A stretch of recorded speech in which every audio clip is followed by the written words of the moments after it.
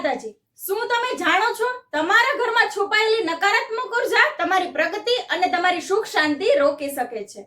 ઘણીવાર સખત મહેનત કરવા છતાં પણ ઘરમાં કલેશ, બીમારીઓ, આર્થિક તંગી રહેતી હોય છે. તેના મુખ્ય કારણ ઘરનું વાસ્તુ દોષ હોઈ શકે છે.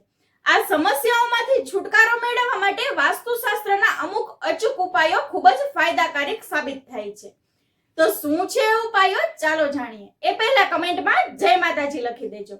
અને તમે પણ આવા પ્રશ્નથી ચિંતિત છો તો તમે અમને કોલ અથવા કમેન્ટ કરીને જરૂરથી જણાવજો. સૌપ્રથમ મુખ્ય દ્વારને હંમેશા સાફ રાખો અને ત્યાં આસોપાલવના પાનનું તોરણ લગાવો. તે નકારાત્મકતાને અંદર આવતા અટકાવે છે. અને અઠવાડિયામાં 2 વાર મીઠાના પાણીના પોતા કરો, જે તમારા ઘરની અંદર આવતી નકારાત્મકતાને દૂર કરવામાં મદદરૂપ થશે. આ સિવાય સવાર સાંજ ઘરની અંદર કપૂર સળગાવો અને પૂજા ઘરમાં ઘીનો દીવો સવાર સાંજ પ્રજ્વલિત કરો. તે તમારા ઘરના વાતાવરણમાં સુધારો લાવશે. ઉત્તર કે પૂર્વ દિશામાં અરીસો રાખવો શુભ માનવામાં આવે છે, પણ તેને ક્યારેય બેડની સામે ન રાખવો જોઈએ. જય માતાજી.